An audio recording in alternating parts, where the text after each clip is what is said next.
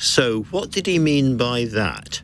Rishi Sunak's normally a courteous and patient man, but last night he seemed to go out of his way to pick a fight with his Greek opposite number Kyriakos Mitsotakis about something which is, let's face it, pretty obscure for most voters: ownership of the Parthenon marbles. Sunak abruptly cancelled a meeting due today to talk about lots of important things, including immigration and security. Why? Apparently, he was offended that the Greek leader had spoken about the marbles in public already. By the way, I think that dramatic cancellation phone call from number 10 happened while we were live on air with the Mitsotakis camp last night, but more of that later on. The point was, all of this is bonkers. The Greek desire to get back the marbles, which once adorned the great temple, the Parthenon, standing above Athens, but which were swiped by Lord Elgin and ended up in the British Museum, is very well known. The Greek Prime Minister hasn't said a syllable that wasn't completely predictable. There is disagreement and has been for centuries. There is absolutely no row. Or rather, there wasn't until number 10 managed to confect one overnight, deliberately offending the leader of a friendly allied country who swiftly returned home. So I say, once more, what did Rishi Sunak mean by that? Is there something else we would otherwise have been talking about which he doesn't want us to talk about? Well, I think we are getting warmer. And what might that be? Could it be the row over migration that seems to be dividing the cabinet and is certainly dividing the Conservative Party? Here is the hardline immigration minister, Robert Jenrick, under pressure from the Tory backbencher, Edward Lee, in the Commons just this afternoon. It is ridiculous that the care home sector is handing out visas like sweeties and employing people for starvation wages of £20,000 a year from all over the world. So more power to his elbow. We know he's on the right side. He's just got to persuade the Prime Minister now. Well, I'm grateful to my right honourable friend and agree with everything he says. Just got to persuade the Prime Minister. I agree with everything he says. Of course, the problem with paying people properly in care homes to stop migrants coming for those jobs is that it would be very expensive. But for the Tory right, that is certainly a price worth paying.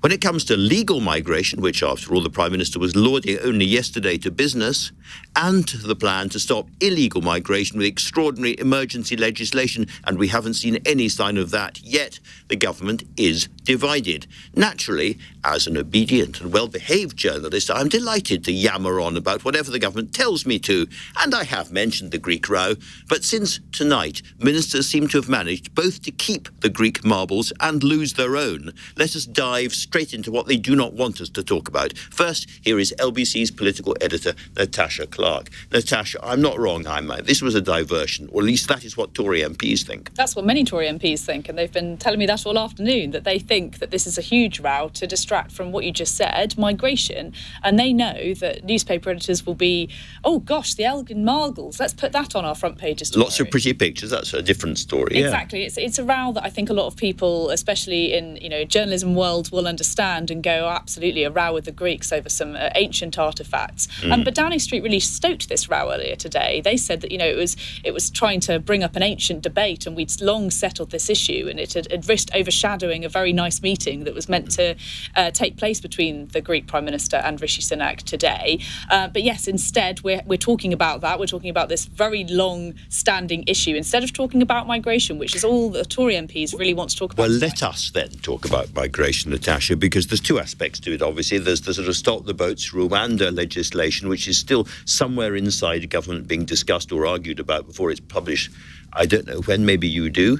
Well, we're hearing that potentially early next week is when they're looking to publish it, but we don't exactly know how far it's going to go. What we do know is that James Cleverly, the Home Secretary, is meeting Tory MPs tonight, including some on the right of the party. We know that the topic of conversation will be the Rwanda legislation. There was some excitement among MPs today that they might be getting to finally see some of the first drafts of this legislation. The Home Office say, no, that's not quite right. We're not quite ready to show them yet. But I think they will be testing the waters with some of these ideas and exactly exactly how far that legislation will go. And the Tory right is not at all sure about James Cleverly at this stage yet. They haven't made up their mind totally, but they think that really Robert Jenrick is their guy, not the Home Secretary. Yeah, there was one person that said to me the other day, they think, James Cleverly, perfectly nice guy, but not the right person to be in the Home Office at this point of time, which was perhaps a bit of a slight for him. But yes, they are a bit unsure.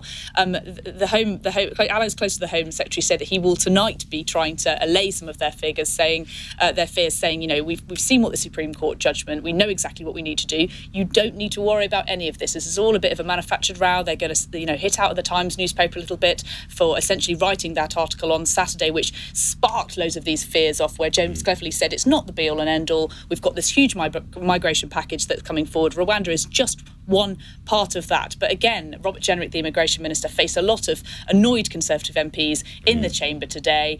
People like Sir Edward Lee, people like Lee Anderson, the Tory chair, lots of anger there. And there is some suggestion that he's, as it were, playing his own game, and people were even using the phrase resignation watch about him at one point. Yes, I think potentially, I think that's probably not something that I would suggest that Robert will be about to do right now. But like I say, watch this space. I think Robert, obviously, he's been in the Home Office for a long time, even before Suella Braverman came back into the Home Office, and he likes to think that he knows exactly what Tory MPs think. Well, if he is going to resign, the crucial thing, and I hope he's listening, is that he comes and resigns live on this programme.